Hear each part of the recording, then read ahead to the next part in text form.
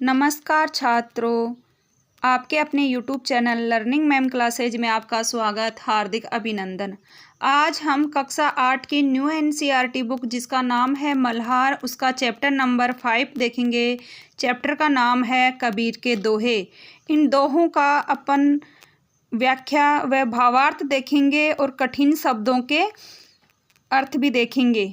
तो इसमें पहला है, साँच बराबर तप नहीं, झूठ बराबर पाप, जाके हृदय साँच है, ताहिर दे गुरु आप। तो साँच का अर्थ होता है सत्य व सच। तप यानी तपस्या जो धार्मिक साधना होती है। पाप यानी बुरा कर्म। जाके यानी जिसके, हृदय यानी हृदय, मन या दिल, गुरु आप यानी स्वयं गुरु। तो इसकी व्याख्या है, कबीर कहते हैं कि दुनिया में सच बोलने से बड़ा कोई धर्म या पूजा नहीं है। जैसे मंदिर में पूजा करना अच्छा है, वैसे ही सच बोलना भी सबसे बड़ी पूजा होती है। वहीं झूठ बोलना सबसे बड़ा पाप है, क्योंकि झूठ से विश्वास टूटता है और बुरे काम होते हैं। जिसके दिल में सच्चाई होती है, वहाँ सच्चा ज्ञान गुरु खुद आ जाता है। उदाहरण के लिए देखते हैं, जैसे तुम सच बोलकर सबका भरोसा जीतते हो, वैसे ही सच बोलने से मन में अच्छी समझ आती है। दूसरा है, बड़ा हुआ तो क्या हुआ, जैसे पेड़ खजूर, पंथी को छाया नहीं, फल ला गई अति दूर। इसके कठिन शब्द है पंथी यानी होता है राहगीर, यानी यात्रा करने वाला, राह में चलने वाला मनुष्य।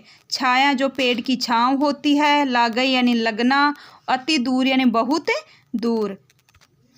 तो कबीरदास जी कहते हैं कि केवल ऊंचा होना या बड़ा पद पाना ही सम्मान की बात नहीं है, बल्कि दूसरों के काम आना जरूरी है। खजूर का पेड़ बहुत ऊंचा होता है, लेकिन राहगीर को न तो उसकी छाया मिलती है और न ही फल आसानी से। उसी तरह अगर कोई इंसान ऊंचे पद पर है या बहुत धनवान है, लेकिन किसी की मदद नहीं करता, तो उसका बड़ा होना बेकार है। तीसरा दोहा है इसमें, गुरु गोविंद दोऊ खड़े, काके लागू पाय, बलहारी गुरु आपने, गोविंद दियो बताए। तो कठिन शब्द देखते हैं। गोविंद यानी भगवान श्री कृष्ण के लिए आया है। दोऊ यानी दोनों, पाय यानी चरण या पैर, काके यानी किसके, बलिहारी यानी बलिदान देना या आभार मानना, बता यानी बताना। व्याख्या देखते हैं इसकी। कबीरदास जी कहते हैं कि अगर गुरु और भगवान दोनों सामने खड़े हो तो पहले गुरु को प्रणाम करना चाहिए, क्योंकि गुरु ही हमें भगवान के बारे में बताते हैं और हमें सही रास्ता दिखाते हैं। गुरु के बिना हम भगवान तक नहीं पहुंच सकते, इसलिए गुरु को भगवान से भी बड़ा दर्जा दिया गया है। आगे 4 नंबर का दोहा है, अति का भला न बोलना, अति का भला न चुप, अति का भला न ब्रश ना, अति की भली न धूप। तो इसके कठिन शब्द हैं। अति है का अर्थ होता है अत्यधिक या बहुत ज़्यादा, भला यानी होता है अच्छा, बरसना यानी बारिश होना, धूप यानी सूर्य की तेज रोशनी। अब इसकी व्याख्या देखते हैं आगे। कबीरदास जी क्या कहते हैं वो देखते हैं। कबीरदास जी कहते हैं कि किसी भी चीज़ की अधिकता अच्छी नहीं होती। बहुत ज़्यादा बोलना बुरा है, क्योंकि लोग परेशान हो जाते हैं। बहुत ज़्यादा चुप रहना भी बुरा है, क्योंकि इससे ज़रूरी बातें छुप जाती हैं।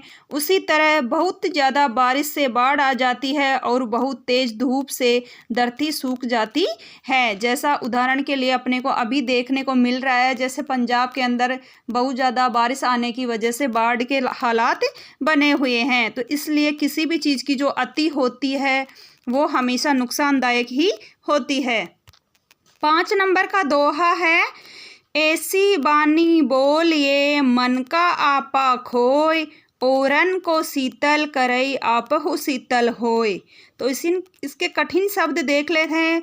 बानी का अर्थ होता है वाणी यानी बोलने का तरीका, बोलिए यानी बोलना, आपा यानी अहंकार या घमंड, खो यानी खोना, ओरन यानी दूसरों को, शीतल यानी ठंडक देने वाली या शीतल, और आपहु यानी खुद स्वयं के लिए आया है।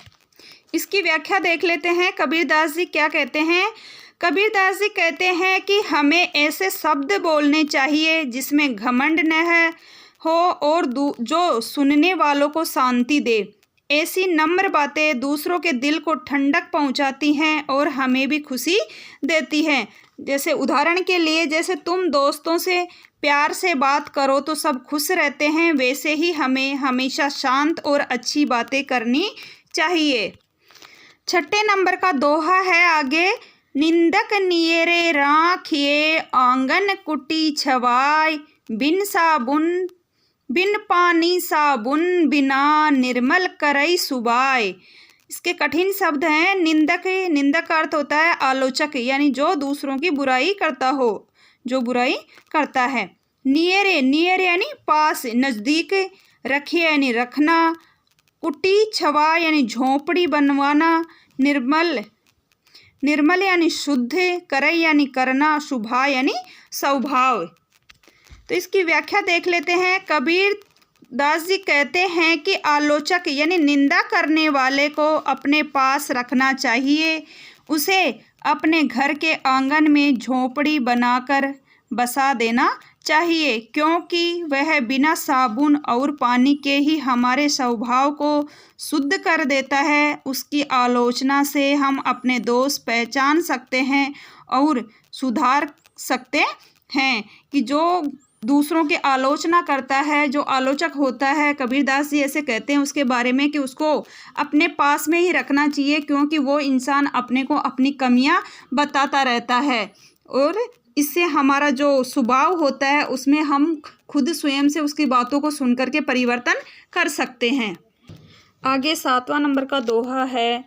साधु ऐसा चाहिए जैसा सूप सुभाय, सार सार को गही रही थोता देई उड़ाए। इसके कठिन शब्द देख लेते हैं। साधु, साधु यानी सज्जन या ज्ञानी व्यक्ति। सूप यानी अनाज फटकने वाला यंत्र। सुभाय का अर्थ होता है स्वभाव। सार यानी मूल्यवान या काम की चीज। गही रही यानी ग्रहण करना। थोता यानी बेकार वस्तु, भूसी आदि। उड़ाए यानी उड़ाना। आगे इसकी व्याख्या देख लेते हैं। एक अच्छे साधु या समझदार व्यक्ति की पहचान यह है कि वह सूप की तरह हो, जो अन्न से भूसी अलग करता है। यानी सज्जन व्यक्ति काम की बातें ग्रहण करता है और बेकार की बातें छोड़ देता है। जिस प्रकार एक भूसी होती है अन्न के अंदर, वो अन्न होता है, जो मोटा अनाज होता है वो नीचे रह जाता है और जो भूसी होती है वो आगे हवा से उड़ जाती है। उसी प्रकार जो सज्जन व्यक्ति होते हैं वो काम की बातों को ग्रहण करते हैं और बेकार की बातों को छोड़ देते हैं। आगे 8 नंबर का दोहा है लास्ट। कबीरा मन पंछी भया भावई तह वा जाय, जो जैसी संगति करई सो तैसा फल पाए। तो इसके कठिन शब्द देख लेते हैं। पंछी, पंछी का अर्थ होता है पक्षी। भया यानी सम्मान होना। भावई यानी जहाँ इच्छा हो। तहवा यानी वहाँ या उस स्थान पर जाए या जाना। संगति यानी साथ या संग। तैसा यानी वैसा और पा यानी पाना। तो इसका जो भावार्थ है, व्याख्या है, वो देख लेते हैं। कबीरदास जी कहते हैं कि मन पक्षी जैसा हो गया है, वह जहाँ चाहे उड़ जाता है, लेकिन मनुष्य को अपनी संगति सोच समझकर करनी चाहिए, क्योंकि जैसी संगति होगी वैसा ही फल मिलेगा। तो कबीरदास जी कहना चाहते हैं कि जो हमारा मन होता है वो चंचल होता है, वो कहीं भी पक्षियों की तरह कहीं भी उड़ सकता है, मतलब वो कहीं भी जा सकता है, किसी के ऊपर भी आ सकता है। तो हमें जो दोस्ती करनी है किसी से भी, वो सोच समझ कर करनी चाहिए, क्योंकि अच्छे लोगों से या सज्जन व्यक्तियों से अपन दोस्ती करेंगे तो हम वैसे ही बन जाएंगे। सज्जन पुरुषों की संगति से, सज्जनों से अच्छे हमें गुण मिलेंगे, उनकी अच्छी बातें सुनने को मिलेंगी। और अगर हम बुरे इंसानों से दोस्ती करेंगे तो वैसा ही फल मिलेगा, वैसे ही हमारे भी आचरण होते जाएंगे। तो इसलिए कबीरदास जी कहते हैं कि जो संगति है वो सोच समझ कर करनी चाहिए। आगे कवि का थोड़ा सा परिचय देख लेते हैं।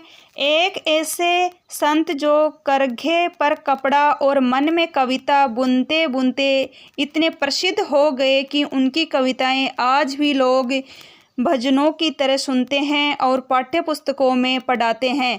माना जाता है कि कबीर का जन्म 14वीं शताब्दी में काशी में हुआ था। उनकी रचनाएं मुख्यतः कबीर ग्रंथावली में संग्रहित हैं।